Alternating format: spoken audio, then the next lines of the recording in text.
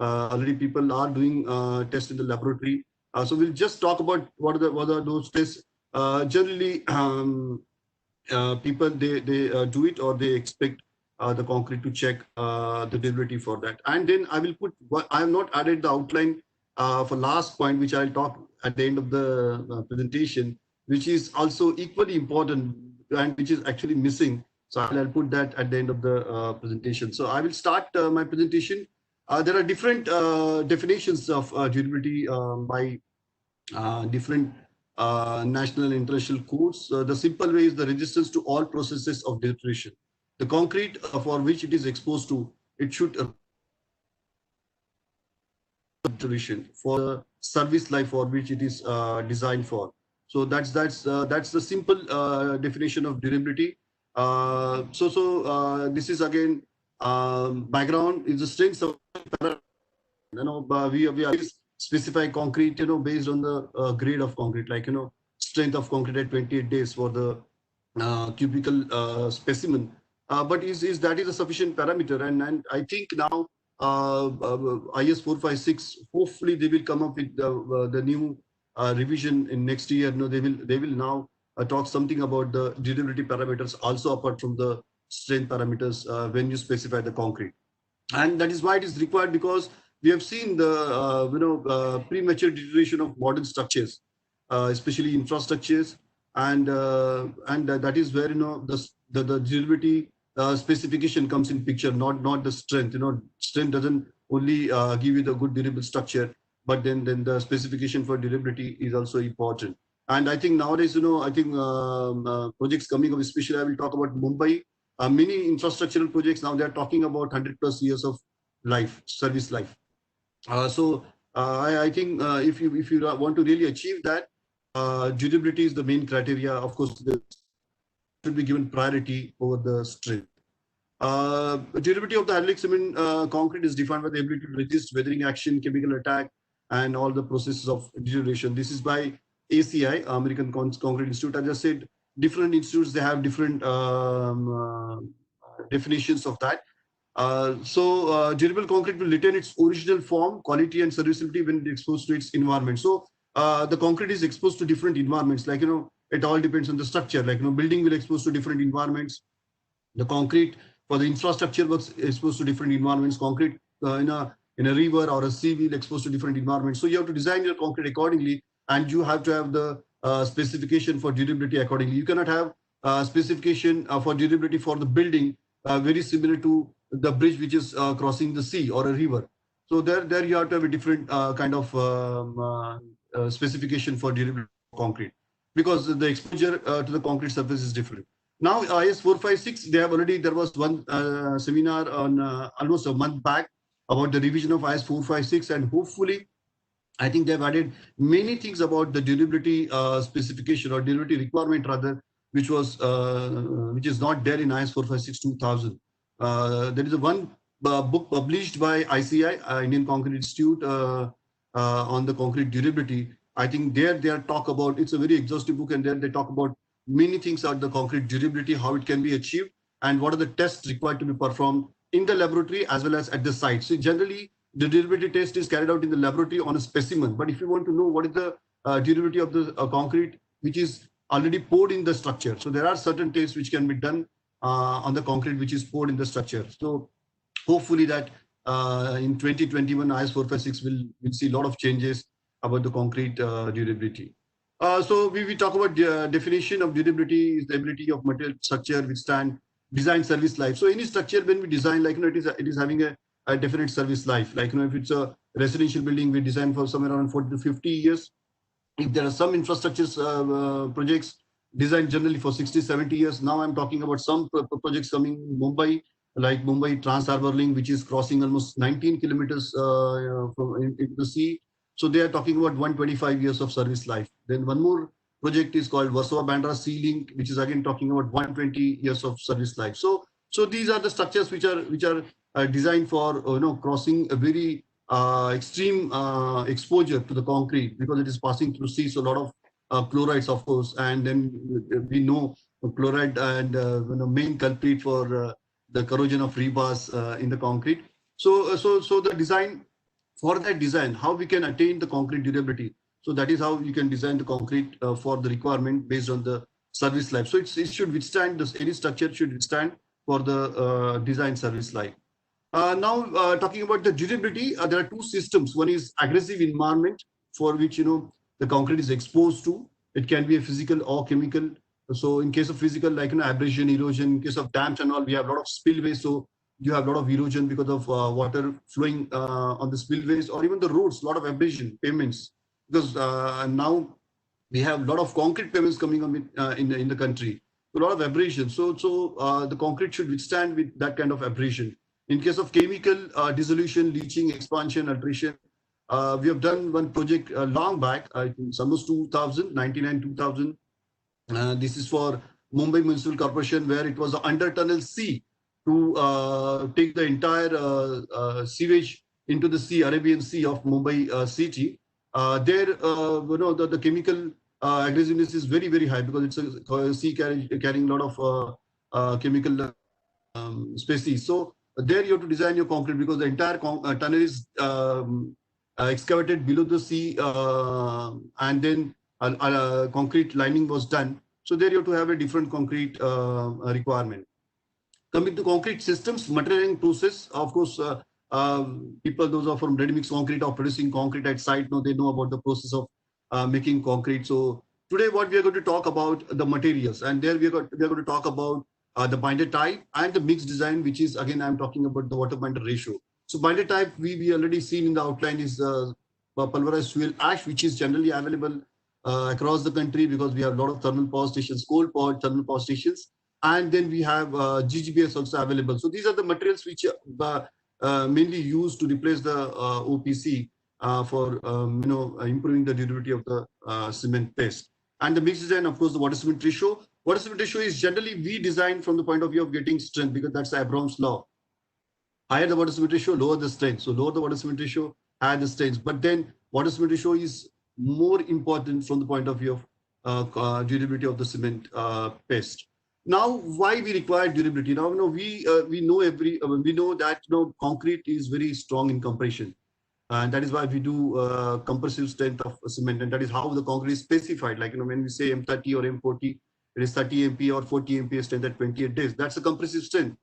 So it cannot take any tensile stresses, or rather, it is weak in taking tensile stresses, and that is why we embed rebars into concrete, and that is where the deterioration of the structure is very important, because rebar, if you do not have a proper dense matrix of concrete around the rebar, then the corrosion of the rebar, it's an electrochemical process, and that is where the deterioration of the structure starts. So you have to have a good protection to your rebar, and that can be achieved by having good durable concrete, by making less impervious concrete. Now, in case of this small picture, the covercrete, we know that hardcrete, which is inside, like suppose you have a column, so the concrete within the bars is hardcrete, so it is not exposed to any atmospheric condition, but the concrete which is there in the covercrete, from the out of the rebars to the surface of the concrete, surface of the structural member, that is covercrete. So that is exposed to your environmental conditions, and that has to be very good, so to avoid the ingress of anything so as to reach to the rebar which is embedded in the RC structure. So covercrete has to be good, and that is where the covercrete plays a very important role in defining the durability of the RC structure. Now we know the basic of concrete. We have water and cement and supplementary material, almost 70-75% of aggregate scores and fine both, and some cases even the air also. Of course, we don't use air much, but then if you have areas where the temperatures are very, very low in some part of the year, then you have to have air for freezing and thawing action of the cement paste.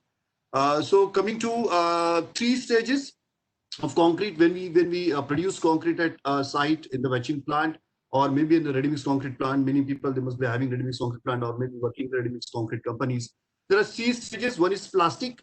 So this is where the concrete is in workable condition. So you have a limited, concrete is having a limited shelf life. It is totally different material than cement. Cement can be stored in good condition. The storage condition is good, then it can be stored for 2 months or 3 months, even more than that.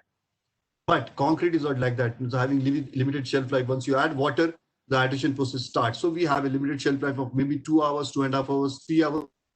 Of course, it can be extended, but it is only for the specific purposes. Like, there is one of the project one of my friend did for pumping of concrete up to 2.5 kilometer for one of the hydro project for tunnel lining. And there they have kept the retention of workability for almost 12 hours. So workability was almost 500 plus flow after 12 hours. But that was a specific requirement. In general, we supply concrete to construction sites, projects. It is generally seen that it is around 2.5 to 3 hours. Concrete can be kept in plastic condition. Now curing. Now plastic and curing is the hardening process starts. Like the cement paste stiffens and the curing process starts. So that is where it is important to continue the hydration of the cement grains, and that curing period is very important. Now we have to maintain the moisture. Unless until there is a moisture, we know all that there will be no hydration process continuing. And then of course the harden that we taste at maybe 3 days or 7 days or 28 days. The specimens can be a cylinder or can be a cubical specimen of the size as per the national code. That is the strength we check. And as I said, concrete we normally check the strength for compression because it is designed for the compressive strength. Water binder ratio I was talking about playing a very key role in the water cement in the durability of the concrete. Of course, it imparts good strength also. As I said, Abraham's law, if you have low water cement ratio, you will get a very good strength. But then there is a limitation. Theoretically, about 0.2 to 0.25 water is required for the hydration of the cement.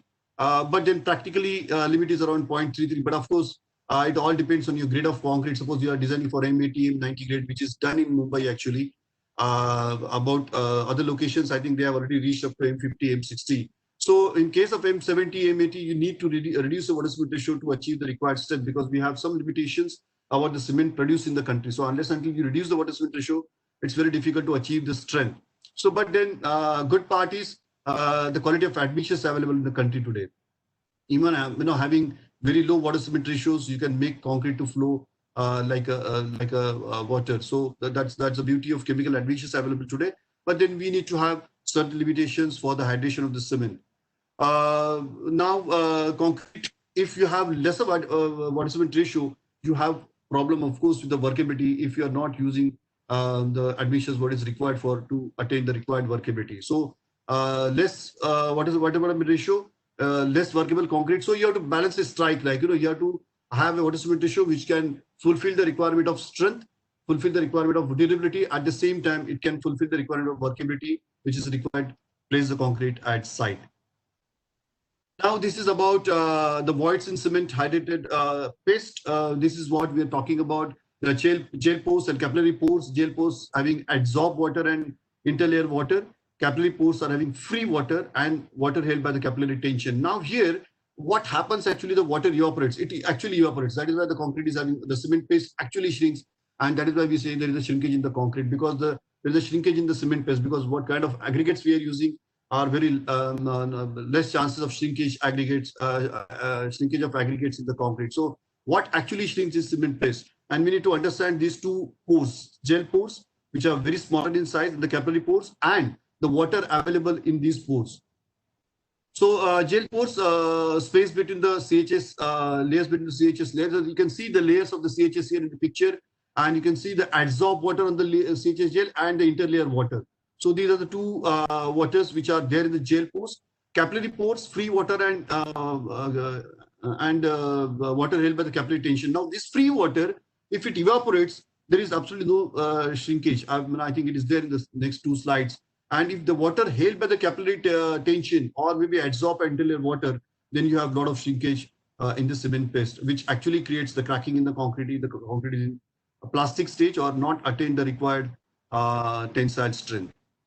So gel paste can contribute approximately 28% of pore paste porosity, a little impact on the strength and permeability, and can influence the shrinkage and creep. That is what I was talking about. Shrinkage, loss of water, and the creep is again the loss of water, but because of the loading. loading on the structure. Of course,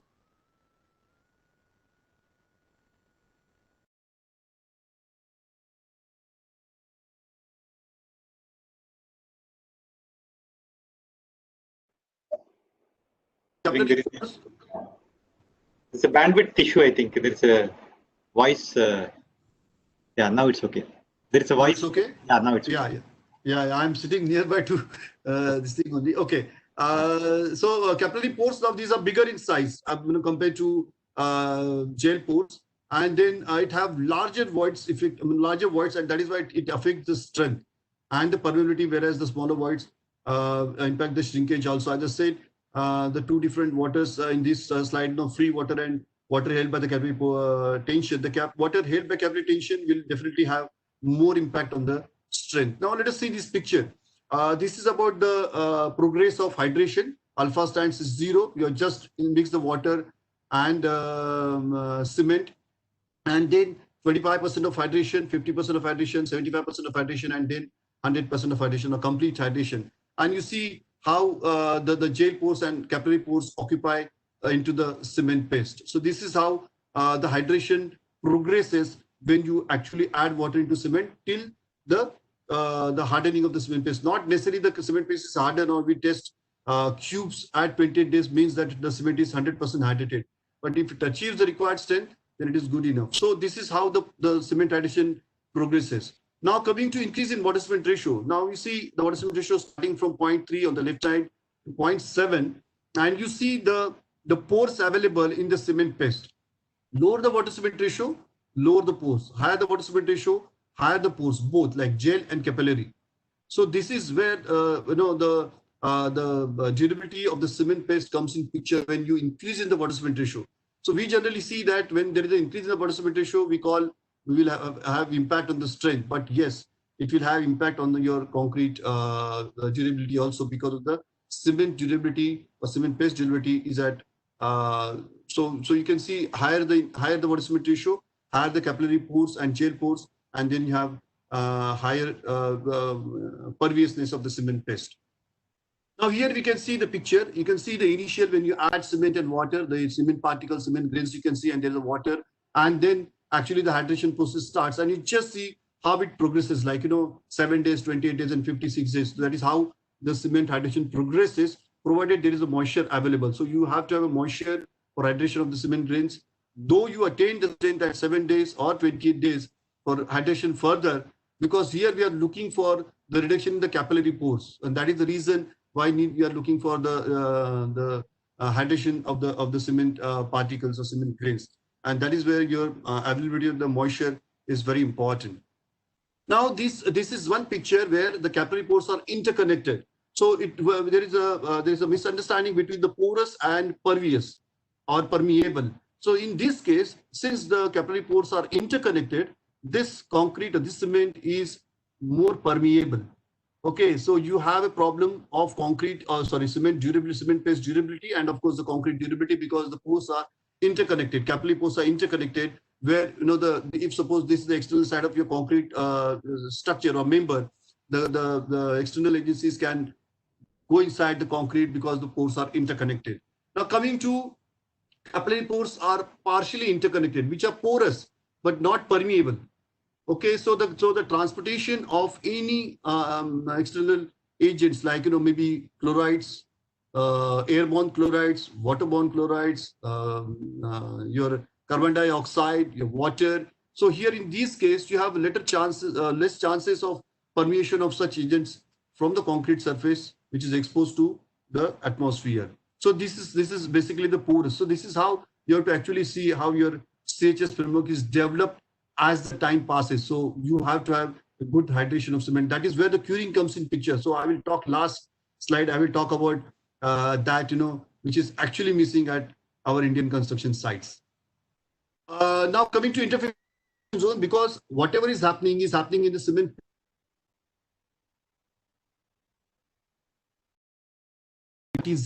Now when cement paste is coated with your aggregates, what is the weakest zone, because when you test the cube, your concrete cubes fail into compression is because of the failure of the bond between the cement paste and the aggregate. That is the weakest link of your concrete. Okay, so there weakest from the point of view of obviously your strength, but weakest from the point of view of durability also, because all these external agents starts actually permeate from that weakest zone. So zone between the aggregate and the bulk paste has a major impact on strength and permeability. As I said, the failure is because of the failure of ITZ when you crush your concrete specimen. The interfacial transition zone is approximately 10 to 50 micrometer thickness. And now you can see here in this picture, white in color, and then the transition zone and the bulk cement. So when you actually mix aggregates and cement and water together, there's the formation of this ITZ around the aggregate. And you can see the needle-like structure, and you can see the hexagonal-like structure. These are calcium hydroxide, okay, and yttriumite, which forms. And then on the right-hand side, on the bulk cement paste, you can see the structure, which is more in number, in the flower type, but this is calcium silicate hydrate gel, which actually imparts the strength. But if you see the transition zone, which is actually having the needle-like structure and the hexagonal-like structure, which is calcium hydroxide and the yttriumite, which is actually more pervious, and that is how the external agents can travel or can permeate from your concrete surface inside the concrete body and will try to reach to your steel. We have seen the RC deterioration of the RC structure is mainly because the corrosion of rebar, because we use rebar in the concrete to take the tensile stresses, and unless until there's a good protection, of course, concrete is having very high pH value. But then if anything permeable inside the concrete, then it will have a problem with your steel rebar. So this is the weakest part, transition zone, both from the point of view of compression and from the durability also. Now, how we can improve that? So we can improve that by, of course, by using less of water cement ratio. We have discussed about that. And the second is by using supplementary cementitious material, because there you actually consume the calcium hydroxide, the hexagonal-like structure, which is more pervious in nature as compared to calcium silicate hydrate. So you can actually reduce the quantity of calcium hydroxide and using supplementary cementitious material, maybe a pulverized fuel ash, maybe a GGBS. So this is about 4, 5, 6 given 5 different exposure, which now needs a change or a revision, which hopefully it will come in next revision 2021, and we'll have a different specification for concrete durability apart from what is given in current code. Now coming to supplementary cementitious material, we'll talk about 2 because that is what is mostly used in the concrete production, whether it is a captive plant for any mega projects or any infrastructural projects, or it can be a ready-mix concrete suppliers, commercial ready-mix concrete suppliers. They generally use supplementary cementitious material. So what we have in India is coal-fired thermal power stations, that is a pulverized fuel ash, and second is GGBS, which comes from the steel industry. So we'll talk about the classification first. This is how the RILEM classify the supplementary cementitious material. When it comes to GGBS, it is having latent hydraulic. It's a latent hydraulic material because it contains calcium hydroxide, calcium oxide, almost 40% plus. So it is a latent hydraulic material. So it comes under cementitious. Fly ash, again, we have 2 different quality of fly ash, class F and class C. Class C contains almost more than 15 to 20% of calcium oxide. So that again comes as a cementitious material, and pozzolanic also. Highly pozzolanic is condensed silica fume, which almost 85% more SiO2, and rice cuss ash again more than 85% of SiO2. And normally pozzolanic is class F fly ash, which is generally available in our country. Class F fly ash. It all depends on the coal what they use. If it is a sub-bituminous coal, it is a class C fly ash. If it is a bituminous coal, it is generally class F fly ash, which contains generally 50+% of SiO2, and then oxides of silica, aluminum, and iron, generally more than 70%. So that comes under normally pozzolanic. And weak pozzolanic is slowly cooled BFS that can be used as a replacement of fine aggregate. And IS 383, they have given the clear definition about the manufactured sand. So manufactured sand is sand or fine aggregate which is apart from the natural resources. Or maybe a bottom ash can be used as a filler material in concrete or burnt rice cuss ash, because these are very coarse in nature and having very weak pozzolanic material. So this is a typical composition when you actually compare the different pozzolanic, different cementitious and pozzolanic material with Portland cement. these are the four main compounds: silicon oxide, aluminum oxide, iron oxide, and calcium oxide. And you see the GGBS is generally around 40%. So that is why I said is latent hydraulic material. It contains 40% of calcium oxide. In case of fly ash F, it is very less quantity and more of oxides of silica, aluminum, and iron. And in case of fly ash C, which is almost 20% of calcium oxide. Silica fume is, we know, very fine and having very high content of silica, SiO2, that is high rich siliceous material. Same is the case of RHA and metakaolin also, or bagasse ash also. Now, this is a ternary diagram where we actually fit in all these materials, and you see the silica fume at the top. It was very high silica content in silica fume. Then you have below that rice husk ash, again very high content of silica. Then you have fly ash, somewhere around 40 to 50% of your SiO2 in fly ash if it is class F. GGBS and ultrafine GGBS, more of calcium oxide, as we said, 40% of CaO. And Portland cement, we have seen the chemical composition. Now, pozzolans are siliceous or aluminous material. We have seen the combination of fly ash, SiO2, Al2O3, and Fe2O3. These are the oxides of this silica, aluminum, and iron. So these are natural pozzolans or maybe artificial pozzolans. Generally, what we use is from the coal fire, there is a natural pozzolan. Now, how it helps actually? There are two reactions. I think there's one more reaction here. Yes. So calcium hydroxide, which is produced from the hydration of cement. Okay, you have cement and water added, and then the hydration starts. You have calcium silicate hydrate, which is roughly around 60% or 65% of your volume of cement paste. You have calcium oxide, CaOH twice, which is approximately 20 to 25% of your volume of your cement paste. And you have yttringite, which is approximately 10 to 15% of your volume of your cement paste. So you have calcium oxide, which is 25%, say, reacts with reactive silica and reactive aluminum oxide, Al2O3. And then you get CSH gel, additional CHS gel, which is apart from whatever form because of the hydration of the cement. And because of this reaction, you get additional CHS gel. And in case of alumina, you get calcium aluminate hydrate gel. But then it is actually calcium aluminate hydrate gels can react expansively, and you can have the expansion in the cement paste when it is in plastic condition. So that is why the chemical composition of fly ash is very important. When you get your fly ash, just check what chemical composition you have in your fly ash, because it varies from coal to coal, because every thermal power stations, they have a tie-up with some coal mines, and they procure coal from there. Reaction is lime consuming. So you consume calcium oxide, that is a additional lime or excess lime available after the hydration. So you consume the lime. So better durability, pore refinement, again better durability, because the capillary pores get filled with this additional CHS gel which is formed. We have seen that ITZ. So whatever calcium hydroxide is there, that is getting filled with the additional calcium silicate hydrate gel which is produced with this reaction.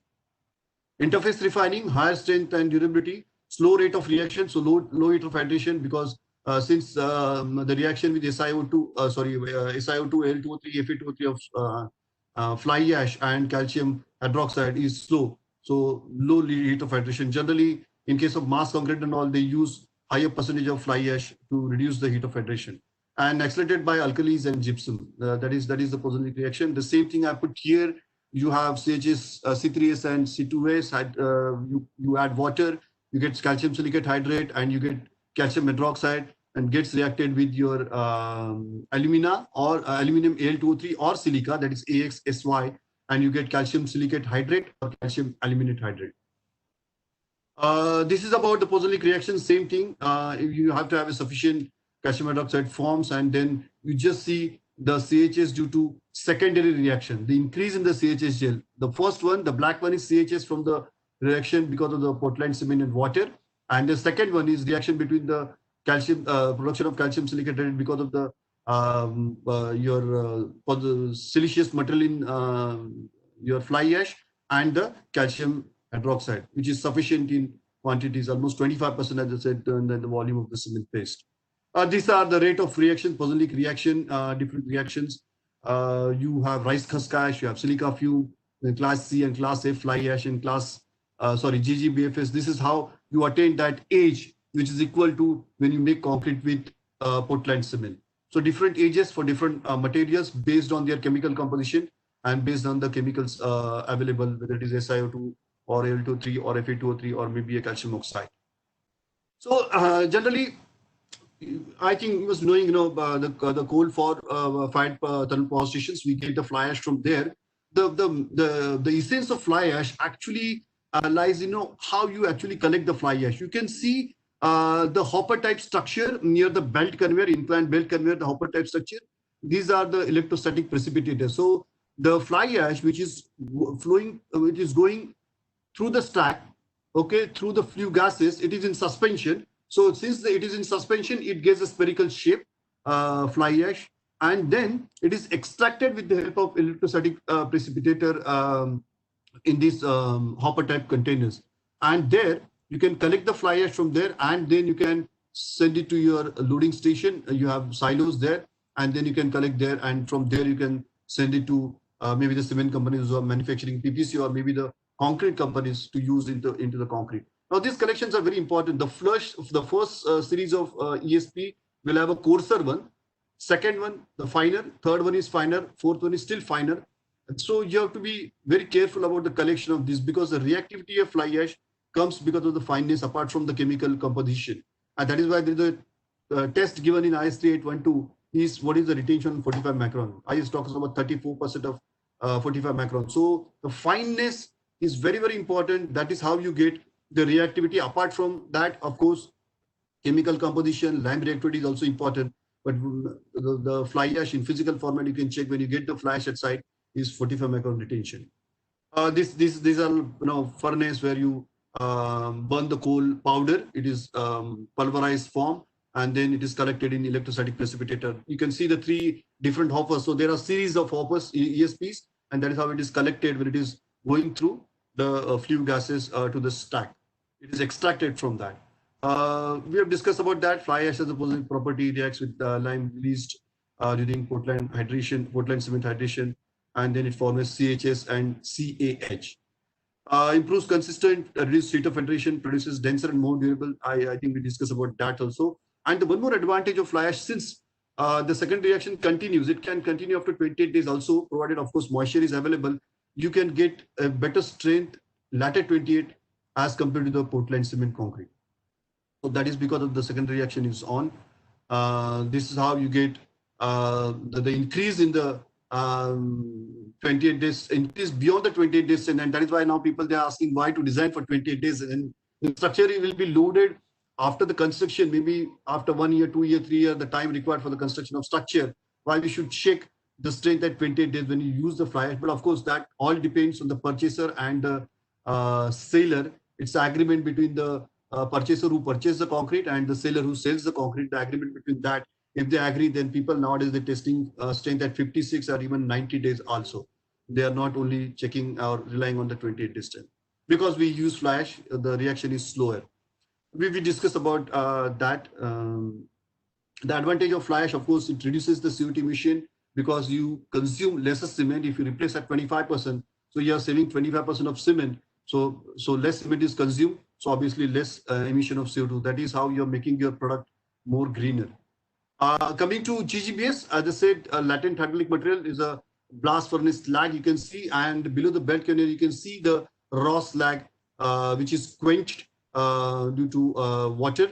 Okay, quenching can be done with the water, spraying of water. Your air quenching can be done.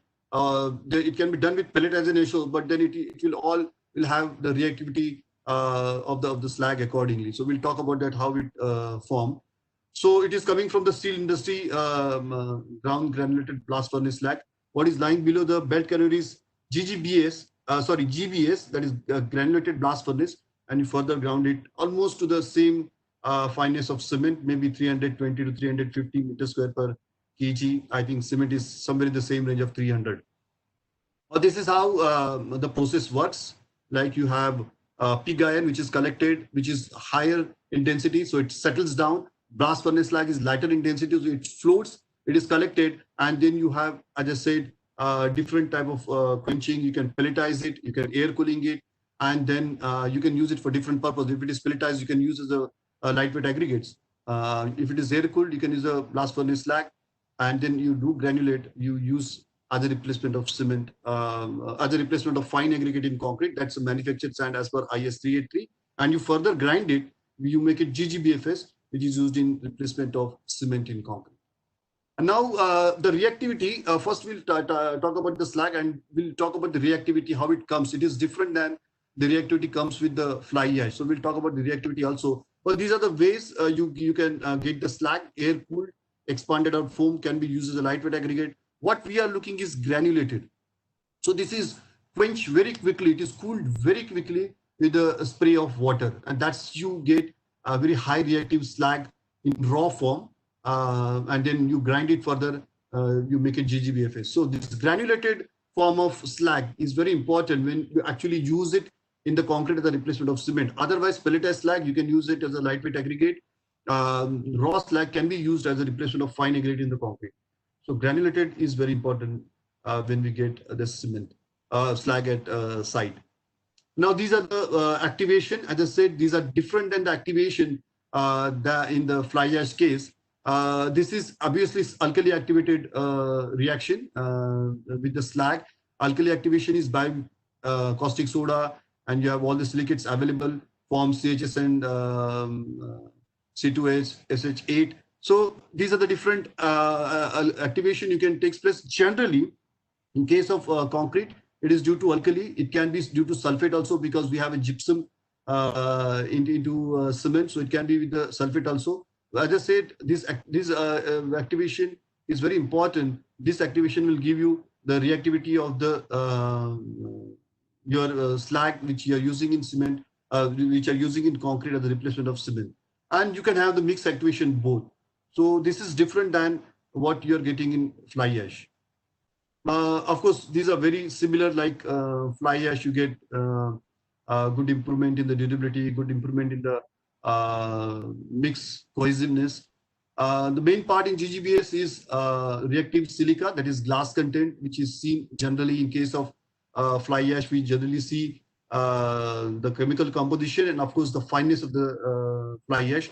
In case of GGBFS is the glass content we have to see. I think the requirement is given in BS 6699 and IS 12089. You have to check your GGBFS when you receive whether it is meeting the requirement. This is embodied concrete, embodied carbon contents, and you see fly ash is only 4 kg per ton, whereas GGBS is 52. Just see cement is 930 kg per ton. So that is the beauty when you use these materials in concrete as a replacement of cement. You actually make your concrete greener, you make your concrete sustainable, you make your product sustainable.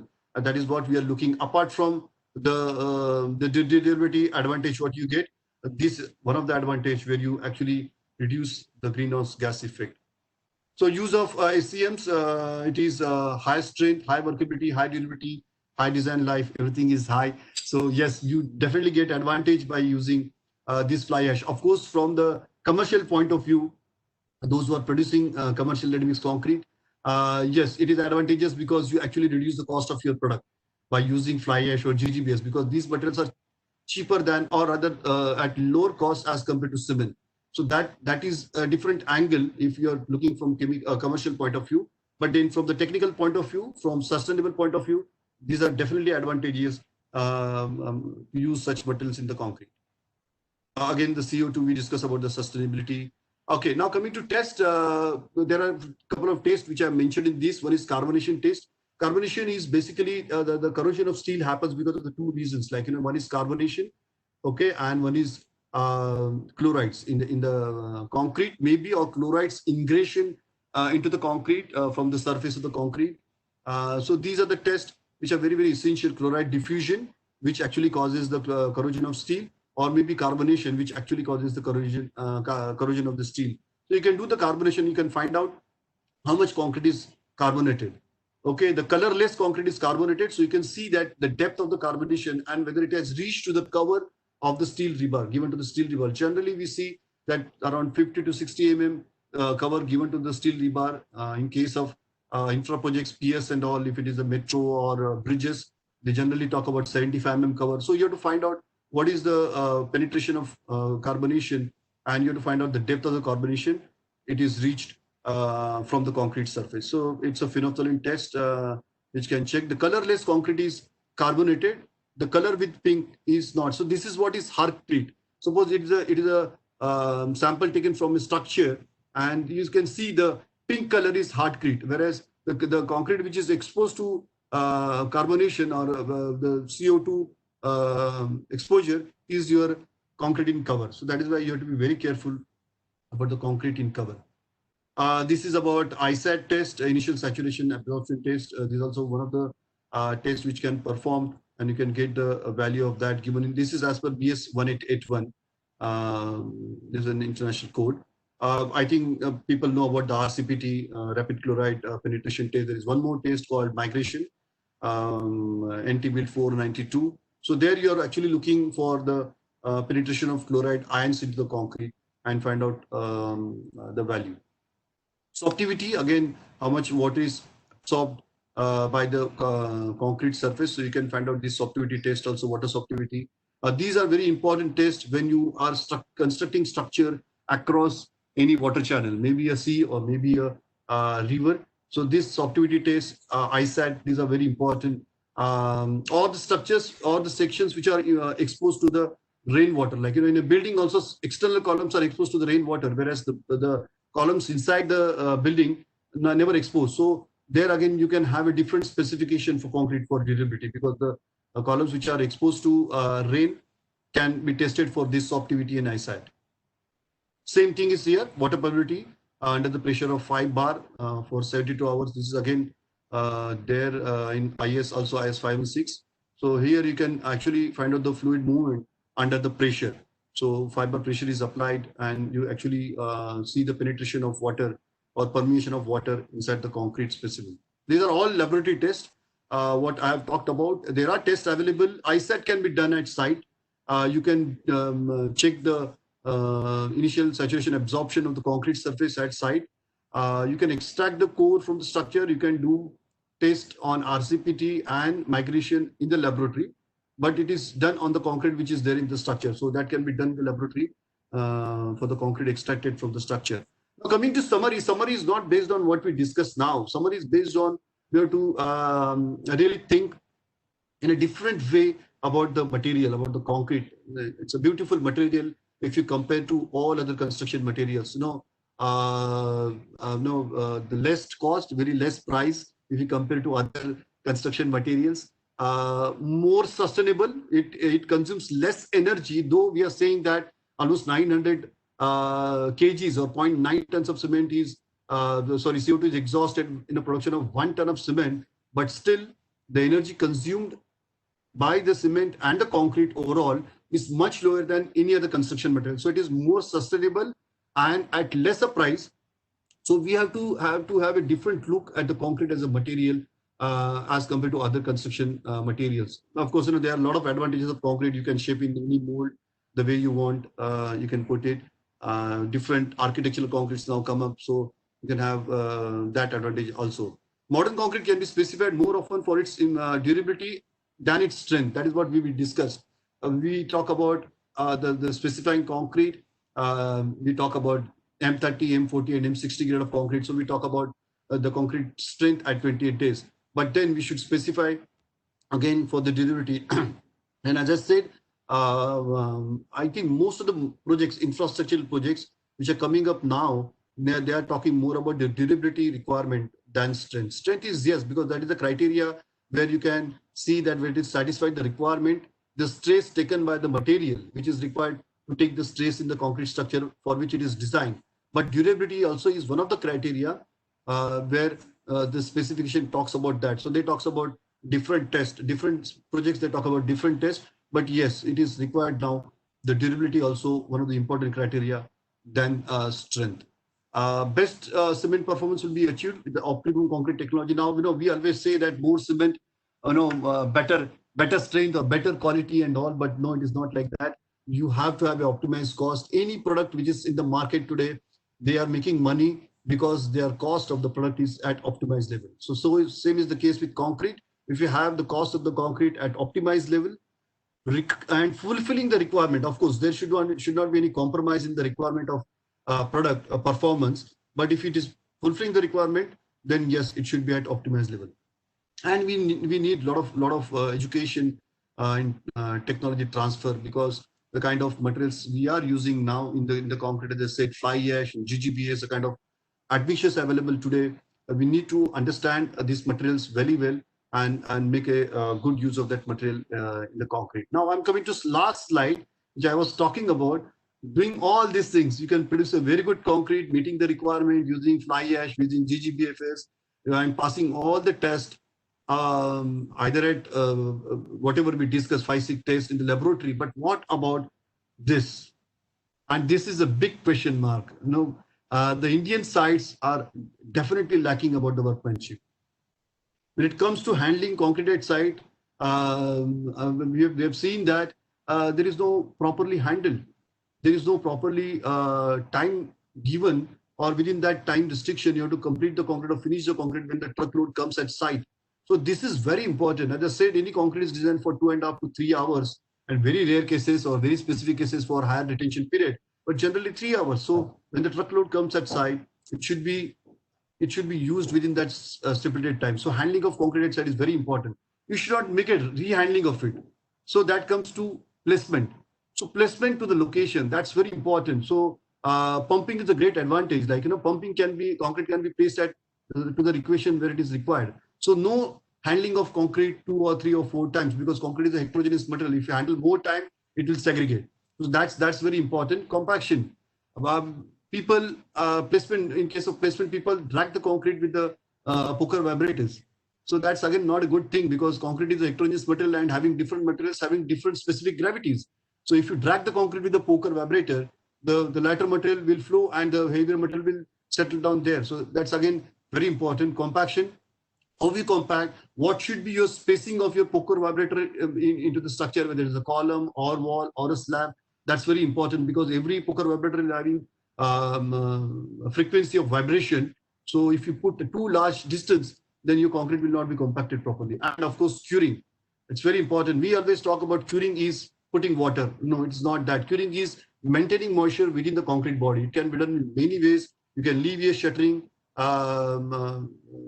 at the site for 3 or 4 days initial period, or you can wrap your concrete with the wet hessian cloth and the plastic sheet, so you maintain the humid atmosphere around the concrete body. So that also one of the curing. Not necessarily you always put water and do the moist curing. So these are really lacking, and unless and until you or rather we follow this at site, talking about the use of water binder ratio and the supplementary cementitious material and the quality of the supplementary cementitious material, it is not going to help. So this is very, very important, and we need a lot of training in this part. This is really not happening the way it should be. So that's all from my end. I think this is the last slide, I believe, and then any question and answer you have. Yeah, thank you so much. It was a very good presentation. In fact, you have touched upon durability, and you have also stressed upon the need to have an integrated approach, because it's not only the materials but also workmanship that matters. And you also touched upon the various durability tests. In fact, there are few projects who does test on durability, which should be done, like RCPT or water permeability test and things like that. And it's really a very interesting thing, and we need to look at durability from a very different perspective altogether. Can we have the question answer session then? Shall I? The first question, Mr. Debakumar Bondal is asking, what will be the difference in durability if we cast concrete cubes at 125 mm and 175 mm slump by keeping the water cement ratio constant and by increasing admixture dosage only? By keeping the water cement ratio constant and by increasing admixture dosage only, will there be any change in durability? That's what he's asking. Okay. See, first of all, concrete workability is depending on into what structure you're pouring the concrete. If you're doing the slab, there's a different workability required. If you're doing column, there's a different workability required. But yes, we discussed about water binder ratio. If you are maintaining a water cement ratio or water binder ratio to the same level and changing your workability with using different admixtures, then No, it's very difficult to say a general statement like, yes, there'll be no problem in the durability or durability will remain same. But then you need to check both the concretes for different tests as we discussed. But generally, yes, the water cement ratio, if you're keeping same, as we talk about those capillary pores and gel pores, and you have a higher water cement ratio, you have more capillary pores and gel pores. But if you keep your water cement ratio same, yes, generally, yes, but better you have your own test done for the same, I mean, for two different concretes keeping same water cement ratio but different workability. And then, yes, but then in case of workability, you have to handle, when you have a higher workability, it's very difficult to handle the concrete because you have most chances of segregation unless until you maintain the correct fines in the mix. So there, if you don't cast the cubes properly or specimens properly, then though you have same water cement ratio, you may have different values of durability test. So there you have to be very careful. If you are maintaining that homogeneousness of concrete, cohesiveness of concrete, then same water cement ratio with different workability. Yes, as per the theory, it should not have that great impact on the durability, but better you cast the specimens and perform a couple of durability tests. In fact, it's better to always do a trial and then see and then, Yeah. Another question is, which is the best admixture to increase workability of concrete without affecting the quality?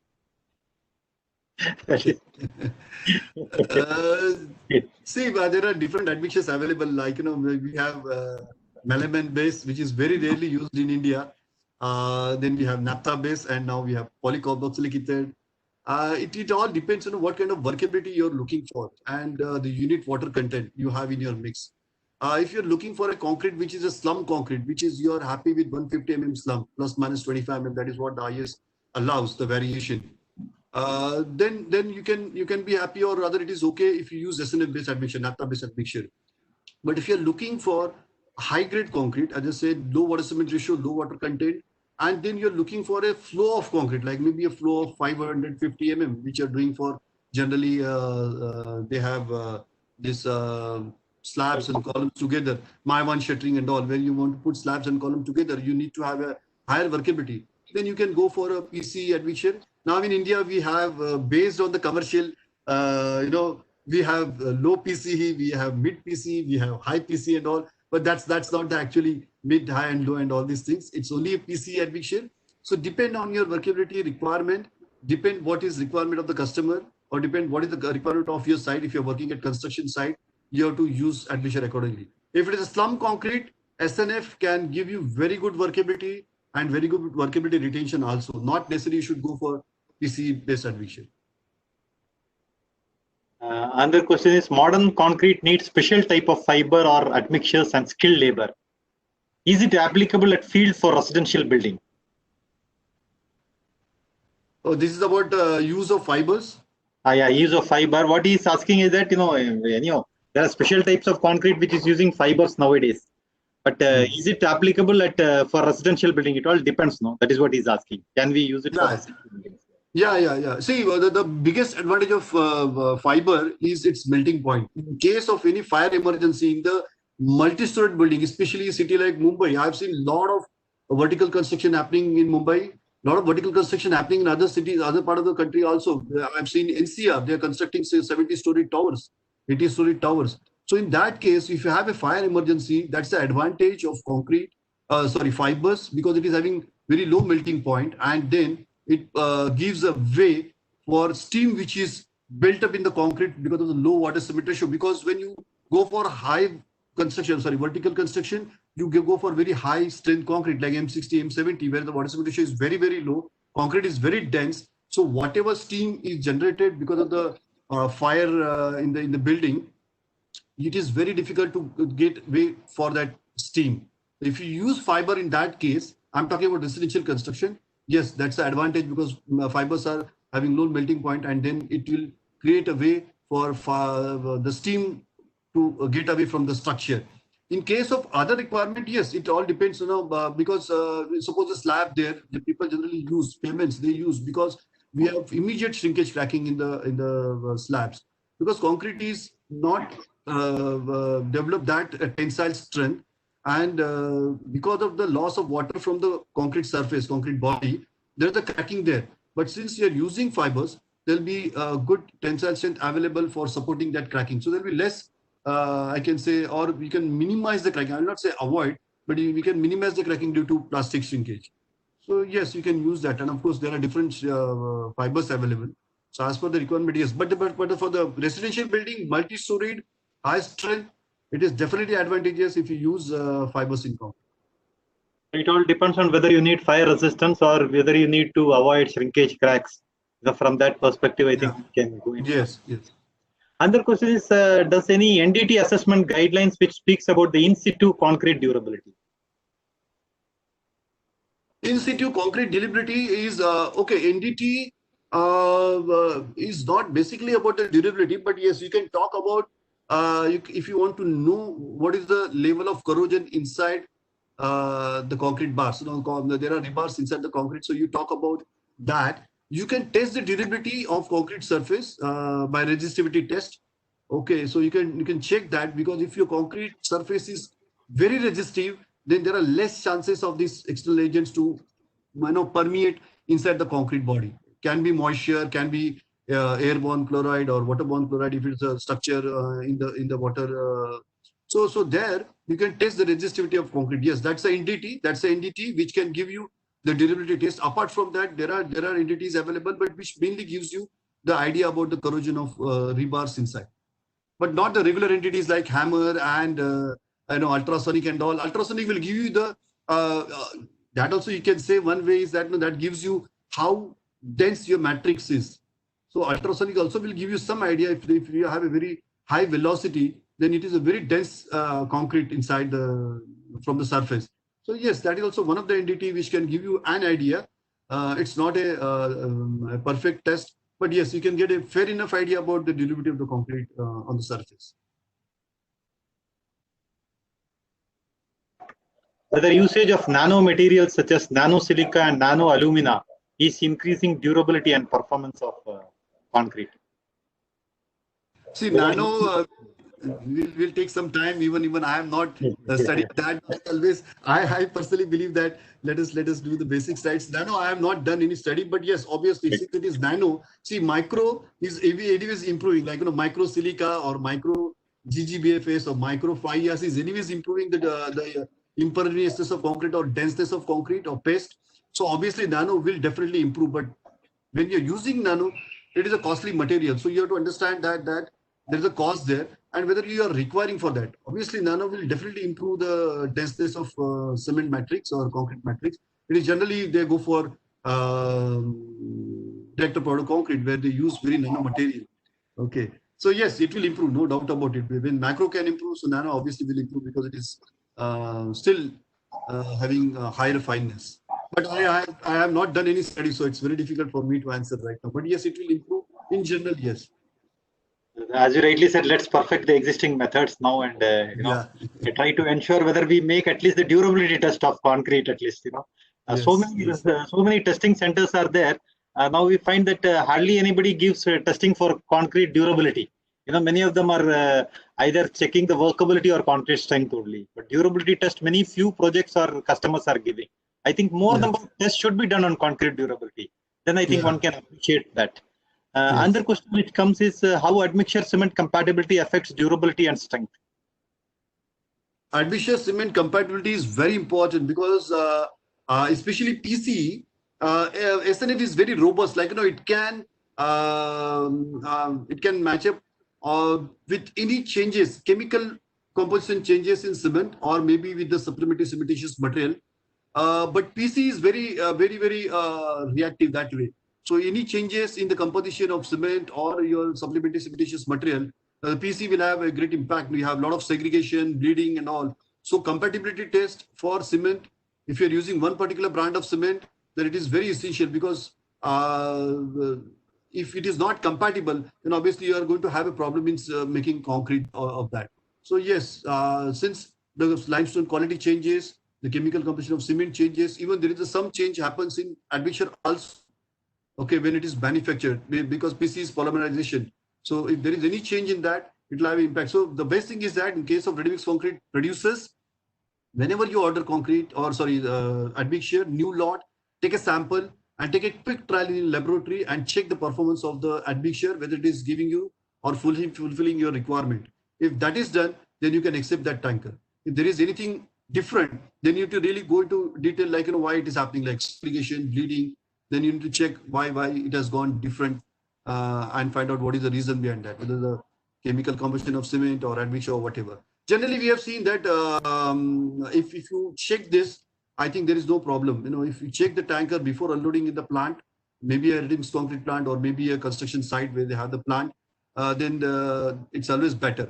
So if there is no, if it is meeting the requirement, you can accept the material or you can send back the material.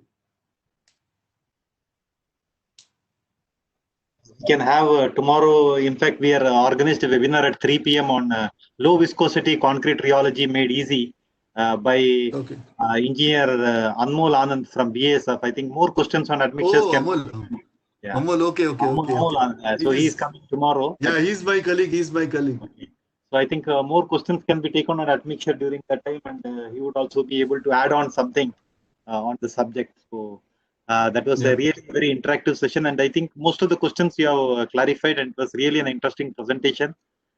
We had a lot of interactions also. It was very good. So I think this interaction will continue, and we have a series of webinars which will cover each aspect of all this. And you had rightly touched upon the interstitial zone, interfacial zone, the zone between aggregate and cement paste, which is very important from a durability perspective. And as I was again, emphasizing, until unless we don't test, because many of the sites you will find that they do not give much importance to test on concrete. Only they want some, shortcut method to achieve concrete durability, concrete strength, which is not possible. And your final slide says it all.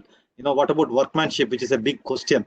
All desirable properties of concrete cannot be achieved only through good quality material. But what is important is workmanship, and that zeal to get quality concrete is what works well. I think you have covered a lot of aspects on concrete. So thank you so much for spending so much time with all of us, and sharing your experiences, because practical experience matters a lot as far as concrete is concerned. And there is a long way to go. Of course, concrete, is such a wide subject. Yeah.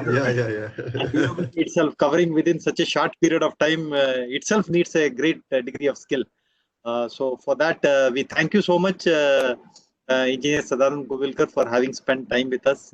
Thank you, and thank you. Best wishes. And let me also thank all the team members who have made it possible, our IT team, for ensuring that everything went on well. And we will continue with this, and a recording of this presentation would be available on Facebook Live, as well as we would also be uploading it on the YouTube as well, so that those professionals who have missed it can also see it at their leisure. So thank you so much. Thank you. Thank you. Thank you. Thank you. Stay safe. Stay home. Thank you very much. Thank you so much.